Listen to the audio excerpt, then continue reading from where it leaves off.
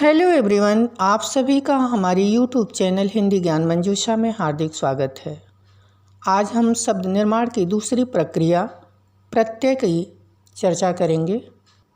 तो पाठ आरंभ करने से पहले आप सभी से हमारा विनम्र अनुरोध है कि यदि अभी तक हमारे चैनल को सब्सक्राइब नहीं किए हैं तो कृपया इसे सब्सक्राइब कर दें, साथ ही बेल आइकन को दबा दें ताकि कंपटीशन बेस्ड कंटेंट सबसे पहले आप तक पहुँचे। इसके साथ ही अपने लोगों में अधिक से अधिक साझा करें ताकि उन्हें भी इसका लाभ मिल पाए, क्योंकि हर प्रतियोगिता में प्रत्यय से 2 से 4 नंबर के प्रश्न पूछे ही जाते हैं, अतः इसका अध्ययन करना अति आवश्यक है। तो सबसे पहले प्रत्यय और उसकी परिभाषा को समझते हैं। प्रत्यय ऐसे शब्दखंड या शब्दांश होते हैं जो दूसरे शब्दों के अंत में जुड़ते हैं तथा उनका अर्थ परिवर्तन करके नए शब्द की रचना करने में समर्थ होते हैं।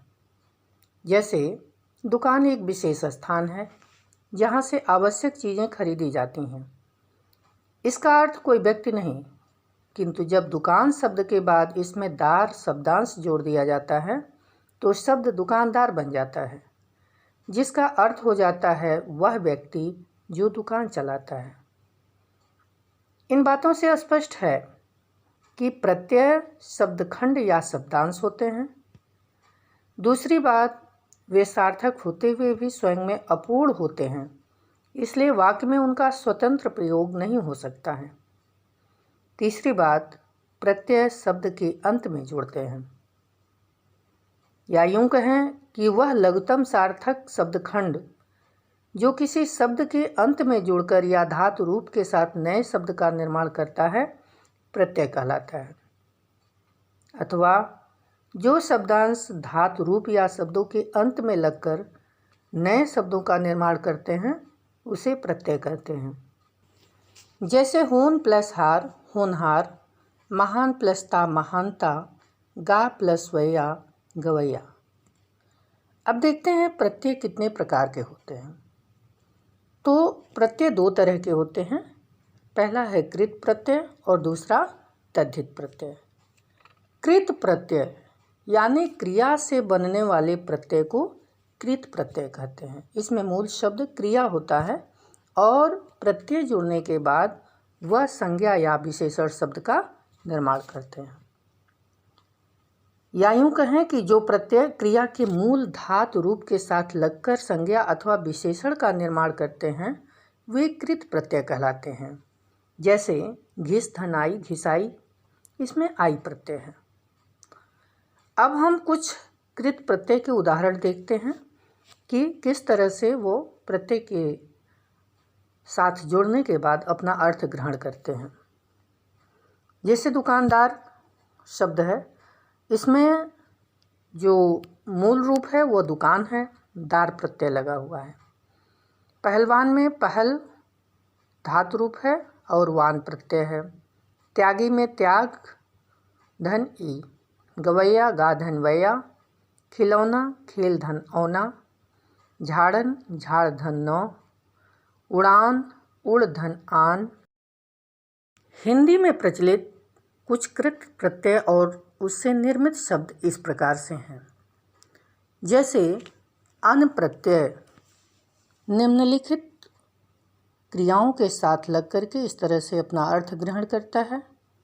जैसे ढक के साथ अन प्रत्यय से ढक्कन, मन से मनन, झाड़ से झाड़न, मर से मरण, चिंता से चिंतन।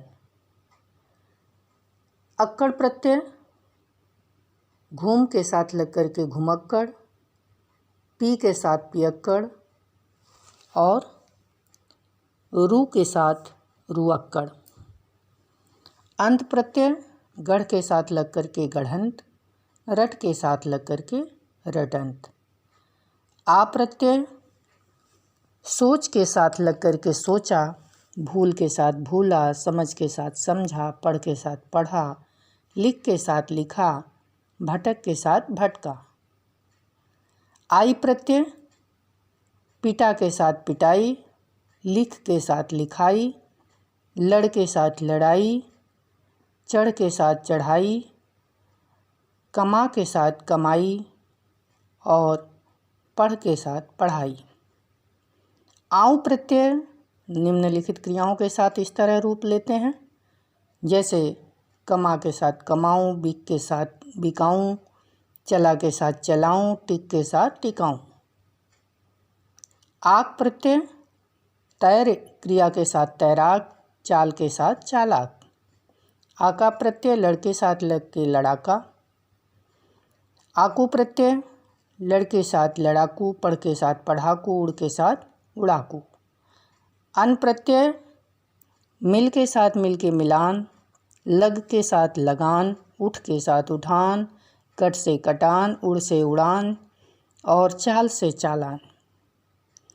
आवट प्रत्यय सज में लग करके सजावट, मिल से मिलावट, लिख से लिखावट, बन से बनावट, थक से थका से थकावट। आवना प्रत्यय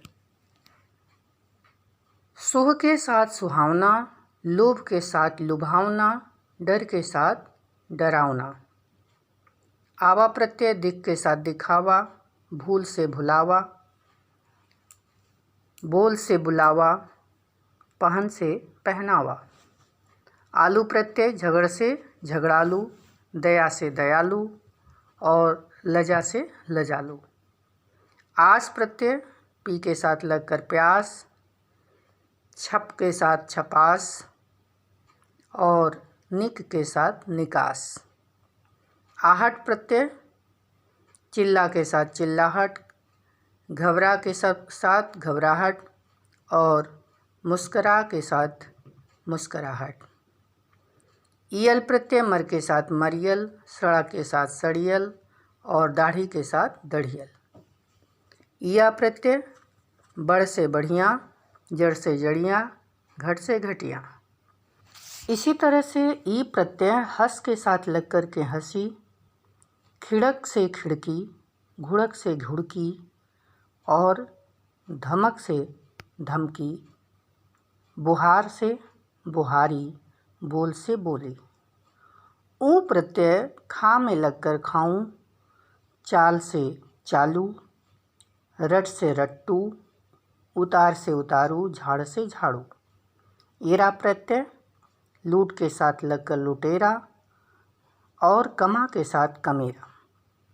एत प्रत्यय लड़ धन एत लड़ैत, लठ धन एत लठैत। अब कुछ संस्कृत प्रत्ययों को देखते हैं कि वो क्रिया के साथ किस तरह अपना रूप लेते हैं। जैसे अन से गमन, भवन, जलन, चलन, श्रवण, करण। अनीय से पठनीय, गोपनीय, करणीय। आना से भावना, वंदना, प्रार्थना, कमाना। आ से पूजा, इच्छा, विद्या। ई से त्यागी, उपकारी। उक से भिक्षुक, भावुक। एया से सया। क प्रत्यय से पाठक, सेवक, गायक, चालाक, कारक।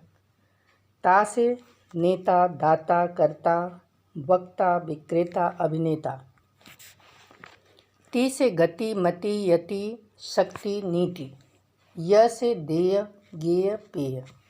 र से नम्र, हिंस्र। व्यय से कर्तव्य, मंतव्य, गंतव्य। अस्त से गृहस्थ, स्वस्थ, दूरस्थ। इसके बाद हम तद्धित प्रत्यय देखेंगे जो शब्दों के साथ लग करके अपने अर्थ को ग्रहण करते हैं। या यूँ कहें कि जो प्रत्यय क्रिया के धातु रूपों को छोड़कर संज्ञा, सर्वनाम तथा विशेषण सूचक शब्दों के साथ जुड़ते हैं वे तद्धित प्रत्यय कहलाते हैं। जैसे पंजाब में ई प्रत्यय लगकर पंजाबी। यहाँ ई तद्धित प्रत्यय है क्योंकि यह पंजाब नामक संज्ञा के साथ मिलकर नया शब्द बना रहा है।